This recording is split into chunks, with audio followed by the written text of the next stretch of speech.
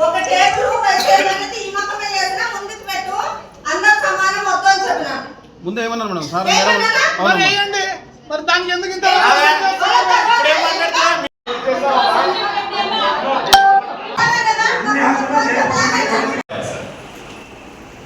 Sir ఇది ఎప్పుడు sir 2019 sir ఇప్పుడు ఎంత సార్ 2024 సార్ 5 ఏళ్ళు బుద్ధారెడ్డి గారిని మీ కౌన్సిలర్లందరూ రోజు చూస్తారా చూడరా ఊర్లో ఎక్కడ పోయినా కనపడతాడు ఆయన ప్రముఖుడు చలామణి అవుతున్నాడు ఆయన నిన్ననే గొడవలో మా మున్సిపాలిటీకి ఇప్పుడు మళ్ళీ ఒక కారు కూడా పెట్టినాడు కమిషనర్ గారికి ఆయన్ని ఇప్పటిదాకా ఆ 26 లక్షల రూపాయలు వసూలు చేయలేకపోయినారు ఈడ తిరుగుతూ ఉండడం ప్రముఖ నాయకుడిగా చాలా అవుతున్న మనిషి అయినా మీరందరూ ఊరుకుంటారు మీకు ఎటువంటి ఇబ్బంది లేదు ఏ రోజు దాన్ని ప్రశ్నించలా కౌన్సిల్లో. నెంబర్ 2 శ్రీనివాస చౌదరి గారు ఆయన కూడా మా నాయకుడే సార్. మా మీనాక్షి నాయుడు గారి ఎడంభుజం సార్. ఆయన కూడా 13,28,000 రూపాయలు 2020లో ఆయన కట్టలేస్తారు.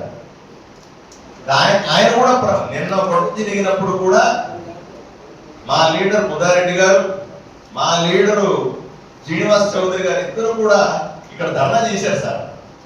వాళ్ళ హక్కుల గురించి మాట్లాడినారు సార్. వాళ్ళు బల్లలు కొట్టినారు సార్.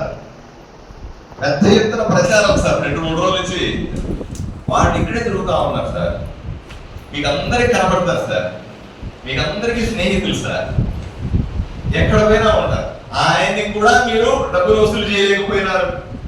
రేపు ఇదే కాంట్రాక్టర్ మున్సిపాలిటీ కాంప్లెక్స్ సంబంధించిన కాంట్రాక్టర్ మొత్తం డబ్బులు ఎగ్గొట్టి పోతాడు. మీరేం చేస్తారు సార్? ఒకే నిమిషం సార్. ఆయన కూడా ఎగ్గొట్టి పోతే మీరు ఏమి చేయగలుగుతారు? మనమేం చేయగలుగుతారు? అప్పటికి కమిషనర్ గారు ఉంటారా లేదా? అప్పటికి చైర్మన్ ఉంటారా లేదా?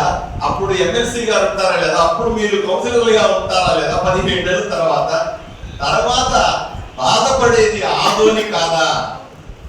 బాధపడేది ఆదోని మున్సిపాలిటీ కాదా?